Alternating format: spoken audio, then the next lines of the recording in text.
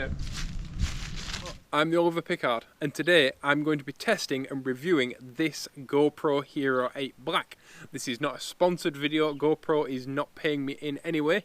This GoPro Hero 8 was actually a gift from my family. It's just been my birthday, and I've been using the same GoPro Hero 5 Black now for about 4 years. It's been run over twice. It's been put through hell as this little camera that I'm actually filming this video on now. And I'm actually going to be comparing the 8 to my 5 because I need a baseline, and this little GoPro Hero 5 is the best baseline I have. It's a cracking little camera and it's been super dependable. Why am I not testing it against, say, an iPhone? Well, a lot of people say in these videos, oh, why would you get a GoPro when you can have an iPhone, right? An iPhone is an incredibly delicate piece of equipment. It has a lot of other information on there that you need in your life. You know, it has all your apps on there, it has your Twitter, it has your Instagram. If you use your phone for work, like I do, there are many places that you don't want to risk putting your phone. Plus, a new iPhone is well over €1,000, whereas this little guy is just over 300. The retail price is 400. But I was able to find, by shopping around, this little GoPro Hero 8 for just over 300. But you have to watch shipping, I've noticed. A few of the companies that kind of, one company said 114 euros for a GoPro Hero 8, but had really expensive shipping. Whereas GoPro had an offer on for this camera, and they had much cheaper shipping, which made the entire package less money. But anyway, so the reason, you know, iPhone phones are great, and iPhone phones for photography are great, but there are many places that you don't want to put your phone. There are many things that you don't want to subject your phone to, and for all of those things, there's the GoPro. And this leads into my GoPro Hero 5. The other thing that an iPhone can't do is stability.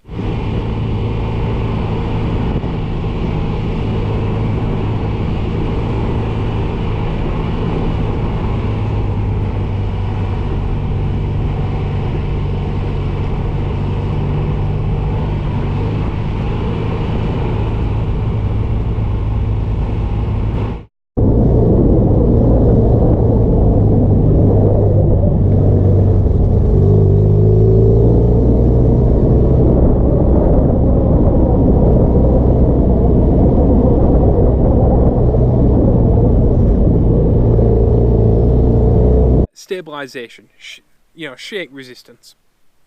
When you're walking along and the camera bobs up and down, or when you're riding a mountain bike down a hill and there's vibration, or you're in a car and on a rough road and there's vibration, that stabilization is the reason I bought my GoPro Hero 5 and I didn't go for the more popular Hero 4. A lot of mountain bikers and stuff out there went for the GoPro Hero 4 and use a gimbal, a separate kind of robotic arm, if you will, that keeps your camera stable. That's alright, but then you've got to carry twice as many batteries because you've got the batteries for your gimbal and the batteries for your GoPro. And the GoPro Hero 5 Black was the first GoPro to have linear mode, which is what we're filming in now. And what that does is a GoPro, because you can't replace the lens unlike a photography camera, captures everything around it. It has a really wide lens. The problem with that wide lens is it can actually bend the scenery. If you put a straight line in front of a GoPro and you flick through the modes and you go from linear to medium to wide to super view, that line will get increasingly arc shaped. It will fisheye because a GoPro has a fisheye style lens. Let's try a little experiment. This is a certified level that is perfectly level, as you can see from the bubble there. The camera is set currently to linear, so everything in the picture is actually linear and straight. And what I'm going to do is I'm going to switch the camera to wide and then to super view. And you should see that the level says straight, but everything starts to bow in the image around. The level may stay pretty straight, but I guarantee the piece of wood that it's sat on, which is also perfectly straight and level, I know this because I'm currently about to concrete my floor, and I've had to make this all straight and level. But you will see that the piece of wood actually starts to look bowed and bent and out of whack. So this is linear. This is wide, and as you can see, it's a wider view, but things are starting to look a little bit uneven. Things are starting to look a little bit bowed. And now this is super view. And as you can see, it makes the center of the level look thicker than the edges, and it makes this bottom edge of the wood look completely bent.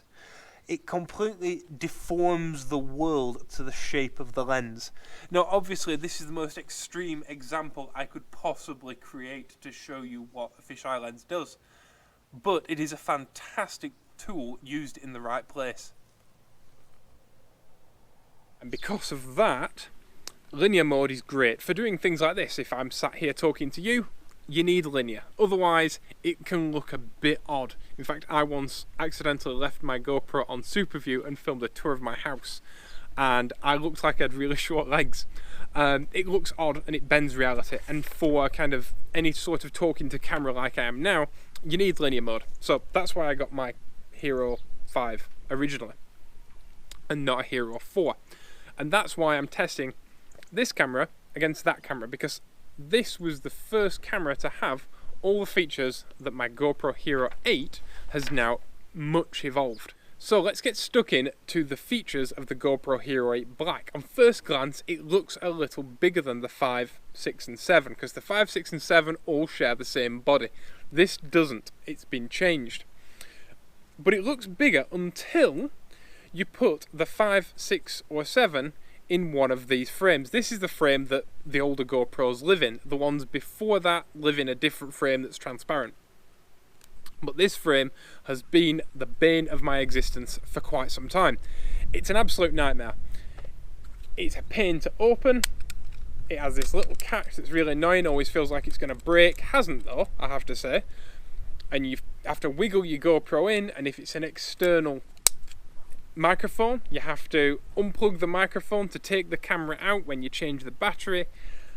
It's a bit of a pain. But GoPro for the 8 Black have done away with this frame. Thank you. And gone for a much simpler design, which is great. And the 8 Black now has these little tiny legs which fold out from underneath. Now, I know some reviewers have complained about these little legs. By the way, the little legs, if you do ever snap them off, they are replaceable with some base screws off the GoPro website. You can buy new ones, but actually they're much stronger than the legs on this frame. Like, these are flexy and a bit naff, to be honest, whereas these seem much tougher. And once you get them mounted up in a GoPro mount, they're not flexy at all. Once you tighten that screw down, there's no flex, there's no wiggle, there's no nothing. It's super stable, which is cool. So it does make for a much easier GoPro to use. You don't have to remember to carry this thing around with you. If you break this, you're not knackered, you know what I mean? Your GoPro and your use of your GoPro is no longer dependent on a small piece of plastic. That's great. Instead, it's dependent on these two little legs. But these two little legs do seem very good quality. Speaking of that simplified design, instead of having a door on the bottom and one on the side, the GoPro Hero 8 now only has one door here on the side, which is better, because if you are someone who goes surfing with the GoPro or something like that, one door is one door less to leak. And this door actually unclips very easily, which is nice. It has a little metal hinge. And for those of us who use an external microphone, you have to take this door off on every GoPro. It renders your GoPro not waterproof anymore. I've actually been putting the door back on when I've been putting my camera away and using this door like a dust cover, even though I use an external microphone and actually film without the dust cover on it. Speaking of using an external microphone, the old cables from the GoPro Hero 5, the one I'm using now, and the older GoPros, the 5, 6 and 7, that adapter cable still works with this GoPro. Unfortunately, it's now on an angle, which actually works better for my camera rig, because I can put the the adapter cable behind the camera, but for kind of selfie stick use and stuff like that, I don't like it. That's one of the things I don't like, because it kind of pulls on the plug, and if there's one thing that's going to break, it's, you know, a heavy microphone adapter kind of swinging on the plug. That I don't like. So they're getting rid of the cable and they're adding housing that fits on. This kind of reminds me of the old Game Boys. If you ever had one of the old Game Boys that had the speakers that fold out the back and the big battery pack on the back and the magnifying glass lens with the light in it, it kind of reminds me of that. They're basically creating a load of add-ons. So they're creating a media housing that the GoPro Hero 8 fits into, and that then allows you to use an external microphone. It gives you a bunch of plugs apparently. It gives you some cold shoe mounts, much like the aluminium casing I'm using. And it might actually give you a tripod mount, which would be good. But I haven't tested it and I haven't bought one because it's not out until the end of January. That might be an option. They've also created an extreme housing, which is a plastic housing, a plastic transparent housing to put your camera in to protect it. I wouldn't bother with that. I would use the aluminium one that I'm using because it's going to be a heck of a lot cheaper, and it's aluminium and it's awesome, and it comes with the aforementioned tripod mount and cold shoe mounts. But getting rid of that cable does appeal to me greatly. The brand new GoPro Hero 8 comes with a different sort of battery because they realised that the old batteries didn't provide enough power for some of the features that they wanted to add to the new GoPro. So, good news is that your old batteries will work in this camera. Bad news is you won't be able to use the Hypersmooth boost function. The standard Hypersmooth that you get in the GoPro Hero 5 and 6, the Hypersmooth 2, which is better than that again, are available with the old batteries, but the boost setting, which is super amazing stabilization, is not available. But that's just par for the course. You know, eventually they were going to have to come up with some more powerful batteries as your GoPro camera gets more powerful. Some people have criticised the fact that the new GoPro Hero 8 does not have a replaceable lens. The lens is built into the actual frame of the GoPro itself. That seems like a really bad thing, except for the fact that I don't know many people that have actually scratched GoPro Hero lenses. You can get a film that goes over the top, but I wouldn't bother. What I will say is, when you line this GoPro up with the older ones, because it doesn't have a replaceable lens, it's actually much more flush with the body of the camera, and the body of the camera is actually thinner overall than the Hero 5, 6 and 7. I don't know about the earlier ones, I don't have one. But that means that there's less chance of you actually catching the lens of the camera. And the only place my GoPro Hero 5 has any kind of signs of rubbing or wear or abuse is actually around the edges here, where it rubs when it gets pushed inside a camera frame, like one of these. I have an aluminium camera frame that's kind of for extreme conditions. That's the other thing. There's less chance of you hitting this, and that's great because it's more flush. But if you are going to be putting it in conditions where it very well may get damaged, I have an aluminium frame for my GoPro Hero 5. I'm actually using it now because it has a polarizing lens as well. In this frame, I've actually made a separate video about this frame because I love it so much. But in the frame that I'm currently filming with, my camera has been run over 3 times by large, like SUV people carrier, like minivan type cars. 2 Opel Zafiras and something else, I can't remember what it was. But it's actually been run over many, many times. The frame that I'm filming with is absolutely knackered. It's not even square anymore. But it still fits my GoPro. And it has saved my camera. So I wouldn't consider bothering with replacement lenses and stuff. I would just buy one of these frames because this frame is available for the GoPro Hero 8. You will be able to run a polarizing lens. The polarizing lens comes with it. And it has, not only has it got a cold shoe mount on the aluminium frame, I'll stick some pictures in of this frame that I'm using, but the frame not only has cold shoe mounts, but it also has tripod mounts, which is why I'm using it to film this video, and it's one of the most indispensable, brilliant pieces of camera kit I own. And this frame that I'm filming with now is €35, so it's a third-party aftermarket thing, But if you are going to be putting your GoPro Hero 8 in harm's way, it's well worth the money. And like I say, I've never scratched a frame, and it's much cheaper than a replacement lens. So rather than actually risking scratching your lens in the first place, protect it first.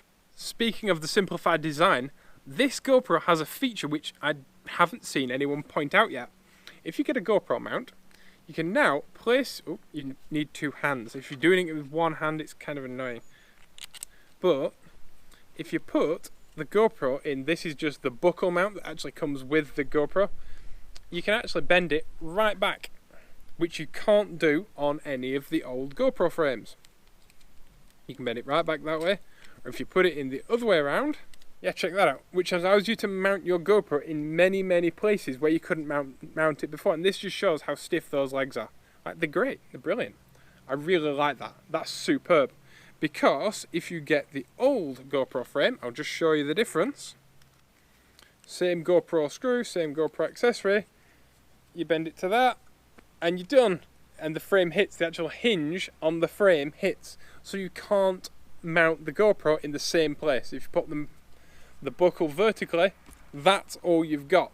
So this old frame limited your mounting options. This is something I've seen anybody else point out. And to mount the GoPro Hero 5 in the same fashion as this, I had to use one of these. This is a third-party mount from a Decathlon chest mount. And that's just flexy and nasty and horrible. Like, the difference is huge. This is all original GoPro, and this is a third-party mount that's kind of super flexy and twisty. But that just shows that getting rid of the case is an absolutely fantastic idea. The touchscreen on the GoPro Hero 8 Black is absolutely fantastic. It's much improved from the 5. You now scroll up to check your footage, and it autoplays, which is superb if you're trying to check your footage while it's still in a mount for audio quality and stuff like that. Some people have criticised and said, why isn't it as good as your smartphone? Put it this way, this camera will survive being dropped. Not from an infinite distance, obviously, it's not bulletproof, but it will survive much better than your iPhone. It's designed to go into conditions where your iPhone really shouldn't be put, and therefore, obviously, you may have to tap it a little firmer than you would your iPhone, because, like I say, it's smash resistant, whereas smartphones really aren't.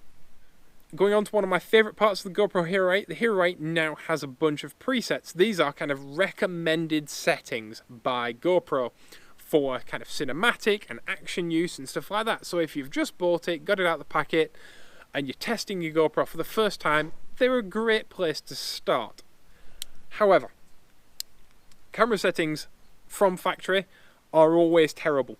Doesn't matter how expensive the camera is, you should always set your camera up yourself. And the reason is, if you let cameras make decisions for themselves, they will make the wrong decision 100% of the time. But go into Pro Tunes and set the camera up yourself for what you want and the conditions that you are filming in, and you will get much, much better quality. Here I am testing the GoPro Hero 8 on the factory cinematic 30 frames a second 4K for cinematic. And let's see how well GoPro can actually set up a camera. So they suggest 30 frames a second, which is what I do anyway, but I usually use 1080p. So let's see what that translates to. Let's see what all their presets, probably everything on automatic, all colours on automatic. This is not retouched. And now here is me testing it on my Pro Tunes settings, which are 24 frames a second and 1080p. So much lower resolution, but I get a much nicer quality image because the camera on automatic, it sees a blonde man with a blonde background and blonde, stone, and it says, oh no, there's so much beige in this image, I better add a bunch of red with the GoPro settings. Whereas on my settings, it just keeps the colours true to life, and then afterwards I can touch it all up and colour correct it in post. Although for this video, I haven't colour corrected any images unless I tell you I have. And here is me testing the GoPro Hero 5 Black on my Pro Tunes settings. The GoPro Hero 5 Black. I'm not going to put it back to factory settings because a GoPro Hero 5 Black on factory settings sucks. and it's going to take me a little bit of time to put it back to my settings if I mess with it. Now then, I don't mess with the settings on my GoPro Hero 5 because, quite simply, I don't want to lose my settings. I don't want to have to kind of reset it all. Whereas with the GoPro Hero 8, I can actually make a bunch of different presets. I can make a bunch of different settings for different conditions. So being able to save your settings and create multiple profiles with which to film just gives you more tools in your toolbox and gives you more things to play with. I will say though, you can't name the settings, which is kind of annoying. You have to choose kind of GoPro's preset names. I wish that you could actually change the names using the GoPro app and kind of custom name them all. That would be great, but you can't. The other thing that I will notice, I did get lens flare with the GoPro Hero 8, which I actually like. I really like the way that it lens flares, but I did get lens flare with it. I think it adds to a more cinematic look. I think it's very beautiful the way it does it. I've never really had lens flare with my GoPro Hero 5, but I think that's because the range of light that this thing is able to cope with is much higher. In fact, for the first time ever with a GoPros have always been quite dark, and for the first time ever with a GoPro, I've kind of been darkening a couple of images because they seem quite overexposed. The other great thing about the GoPro Hero 8 is it now records with a higher bitrate, which means basically that your file will be bigger, your video file will be bigger, but the GoPro can now capture more information at once. So even at high speed, you will have a much clearer, nicer view of things. The new microphone is much better than the old one. They've worked on it a lot. It's still waterproof, and they've worked on wind reduction a lot. The standard microphone in the GoPro Hero 5 is utter garbage, but the microphone in the GoPro Hero 8, it's not amazing. It's not as good as my external Rode Video Micro, which is a $30, €30 microphone, but it's not so bad. If you're in a room on your own, that kind of thing, it's perfectly usable as a vlogging camera for indoors, for super windy areas and stuff. You do get wind noise, but it's part of it. And I'm sure you could block off the little microphone with some fuzz if you are absolutely stuck on using the internal microphone. And here are some audio comparisons for you.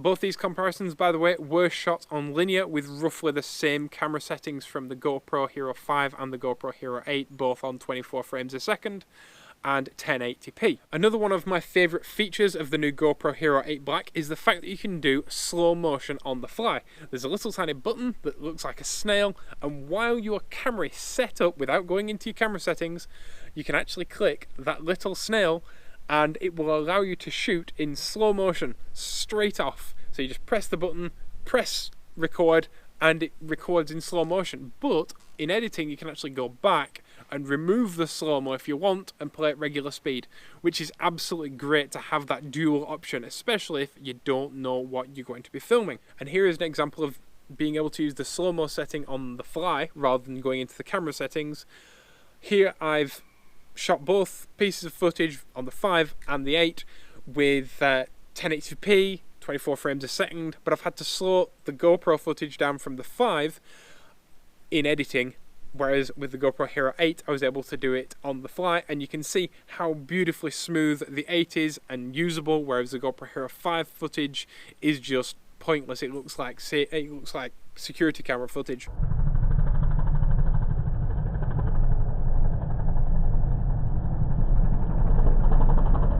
The new Hypersmooth Boost is exceptional, whether it's mounted in a mount and on the car, as you've just seen, or like this in a handheld situation. Now in this situation, Miriam was filming me driving and she nearly dropped the camera when I came past in the car.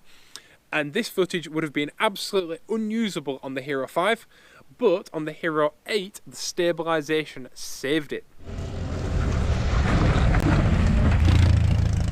And there's a bunch of stuff that you can do with the 8 that you can't do with the 5. For example, here's a Hero shot that I took with the 8 in linear on super high FPS and slowed it right down beautifully with the stabilization on, and it just looks gorgeous. With the 5, you can't even do that. You can't do the super slow-mo on linear, and you can't have it stabilized, so it just looks a jittery mess. There's not even any point showing you because it looks terrible. It looks like a 5-year-old did it.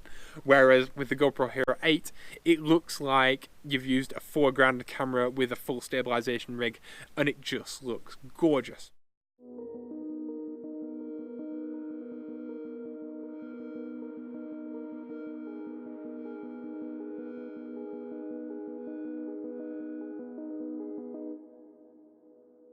You also get a much better field of view with the 8 over the 5. It's a bit odd when you first start. You can't go straight from the 5 to using the 8 because the field of view is completely different. You will end up with very, very different shots, so it's very much worth messing around with the 8. If you've had a 5 and you go straight to an 8, it's very much worth messing around with the 8 before you just go filming. But you pretty much, because of the super wide field of view, you will guaranteed get the same shot as the 5, you just may have to crop it. So here is an example of that huge field of view. So here is a shot of the camera looking at me, mounted on the bonnet, in super view with the 5, and here is that same shot, literally both cameras mounted next to each other, the GoPro Hero 8. But I will say the fisheye distortion on this thing in super view is absolutely huge.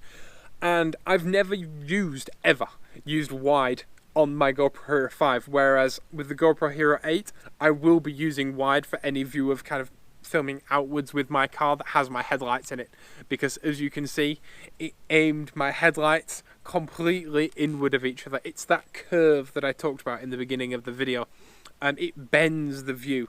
And at a distance, it doesn't look so bad, but when you've got things very close up and at a distance, it very much warps your reality. So it actually makes wide on this GoPro Hero 8 far more usable than the wide on the GoPro Hero 5. I've only ever used linear. Shut up, bird.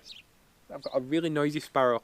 I've only ever used linear and super view on this camera because they're my go-to settings.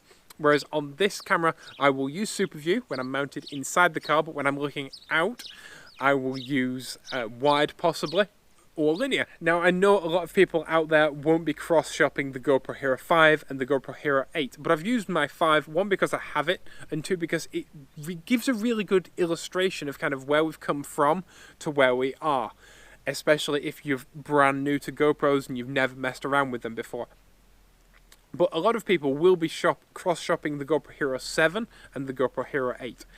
I will say the GoPro Hero 8 is worth it for me over the 7 because you have that hyper smooth boost, which is like, stability is everything. The reason I bought my 5 was the stability, because I didn't want to use a gimbal. Stability is everything. The greater your stability in your shots, the better. And you can actually set your stability to less if you want it with this thing, although why you do that I don't know. And the other thing is the higher bitrate.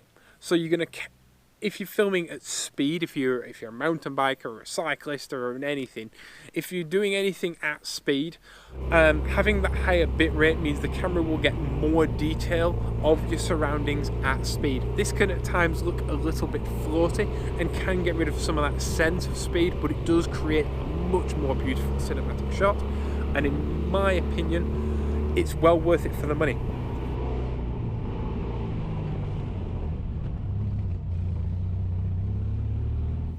When I went to buy my bike, I actually looked at one of the little GoPro Hero Sessions first. I thought, oh, they'll have come down in price, because I liked the idea of being able to stick the tiny little camera pretty much anywhere, and I was going to use my GoPro Hero 5 that I'm using now for in-car stuff and mount the GoPro Hero Session outside the car for outside car stuff. But because this isn't $400, the the retail price is that, but because you can buy it for just over $300, it works out for $100 more than a GoPro Hero session, which means that it's well worth it, because a GoPro Hero session compared to this is as good as it's comparable to the 5. It wasn't quite as good as the GoPro Hero 5 bike, which I'm filming on, and you've just seen that footage.